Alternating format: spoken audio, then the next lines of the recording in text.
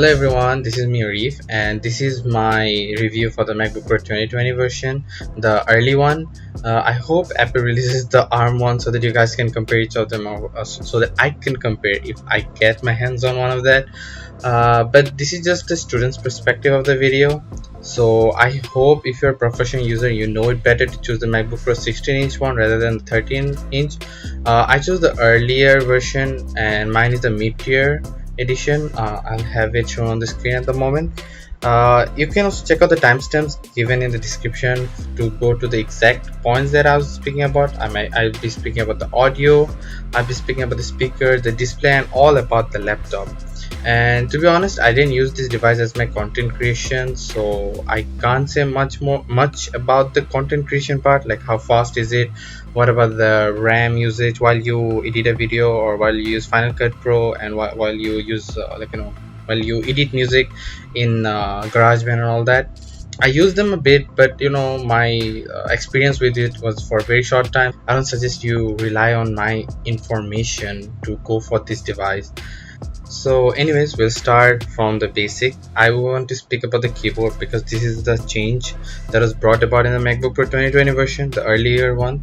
Apple changed it from the butterfly keyboard to the magic keyboard. So the magic keyboard is just a term, I guess, like a light version of the mechanical keyboard. I'm not sure about that, but it seems like a mechanical keyboard to me.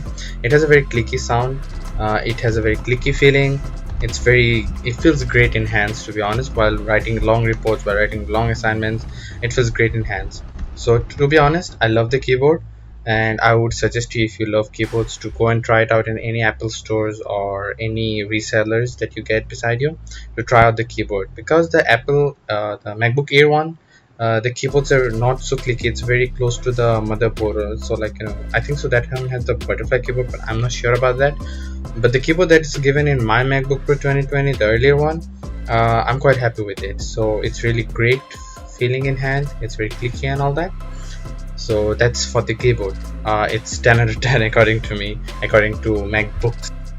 So next would be the display, because the display is the main part of a laptop. Well, the display is not AMOLED, obviously, but it has the color calibrated just like an AMOLED. It has deep blacks, I think so. It has very good, I didn't check the Adobe RGB and all that, but to my eyes it's really good. It's very poppy. The color pops out really good. It's very saturated when you see certain contents. But overall it's very good. You can use it for report writing, for images and all that, whenever we bring, and maybe slight edits in Photoshop.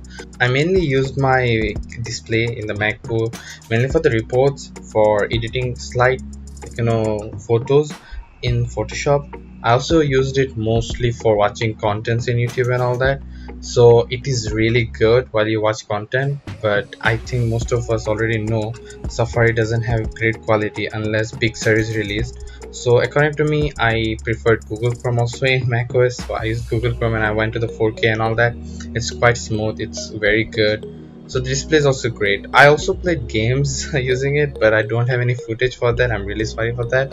I played Fortnite, but I wouldn't suggest you use the device for gaming, mainly because you only get, I think so, 20 to 25 frames according to me, whatever, what's the estimate according to my eyes that I've seen. I wouldn't suggest at all to go for gaming in this device. It's really useless. So this is another fun fact about the display thing. So as we are already talking about gaming, I think so we can also talk about the speed, the processor, the RAM and all that. Well, my device is the 8GB RAM with the i5 8th Gen 1. So according to the specs, it's acceptable as a mid-tier laptop and all that, but it's MacBook Pro. You don't expect much from them at this price, according to me. So according to the price, the performance isn't great enough. I used it, macOS is very smooth, and all that, but while you do heavy tasks, because I also do programming and all that, so when I do heavy tasks, it gets really intense to the processor. Sometime when the laptop heats up, it starts the fan, it just cools down within a few seconds. That's a great thing about the cooling and all that, but it gets a bit laggish at sometimes. So that's why I say, if as a student, I think you need a bit more power but it's okay because I use programming, so I think it's not for every student. But for every student, I think it will be okay. But for me, it's not that good. That's why I use my Windows device for all the heavy work, and I use my Mac OS and the MacBook for my report writings and just slight little works. So yeah, that goes for the speed. But if you guys have any questions, you can drop it down in the comments below, because I'm not sure what you might want to know about it. But according to me, the performance is okay for every student, but not for high tier students like us who does programming and heavy works, also does content creation all along, as it's not a very good performer in the performance category. So next up would be about the camera. This just a small bit about it, the issue that I have with this device. The camera is okay when you call through FaceTime and all that, but when you go through video call like Zoom and when you do online classes and all that, I don't like it. It's quite devastating seeing such camera quality in Apple device and also in a laptop, because they have such great cameras in their phones. I think so they can bring some kind of improvements and innovations to their camera and laptop too.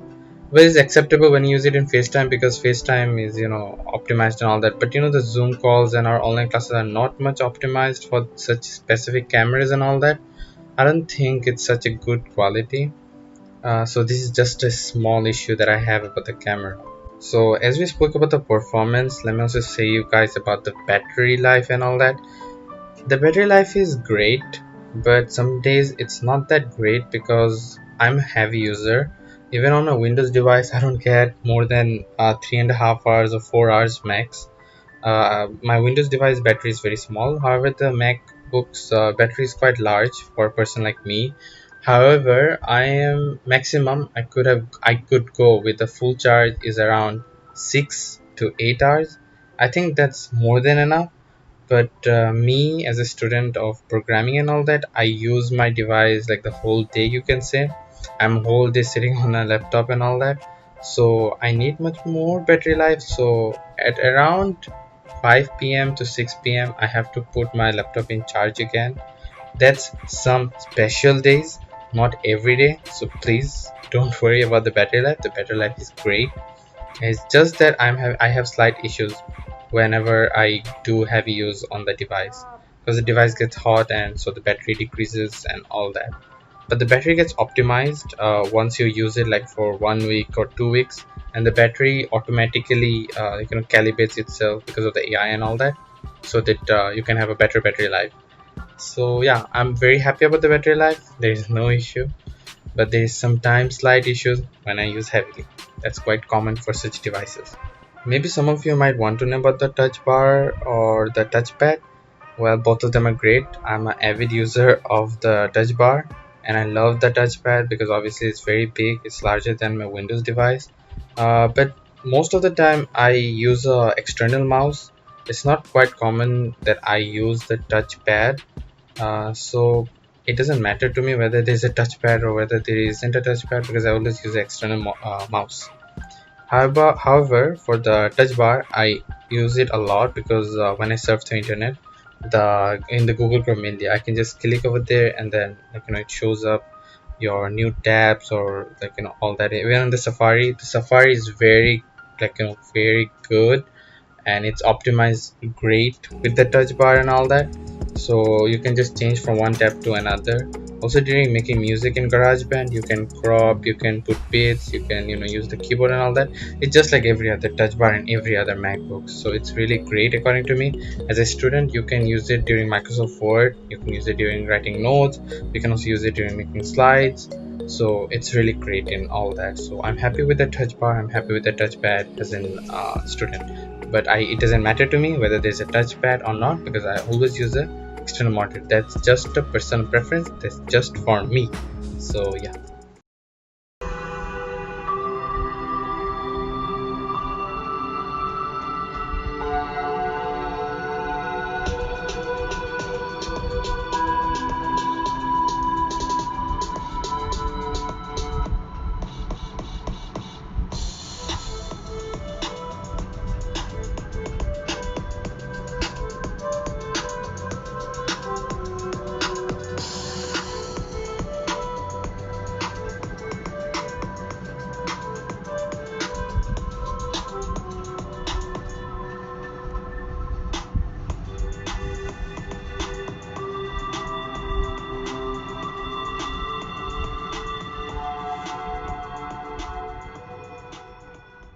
I think that's it from my side. But if you guys have any questions, you can drop that down in the comments below. I'll try my best to answer it.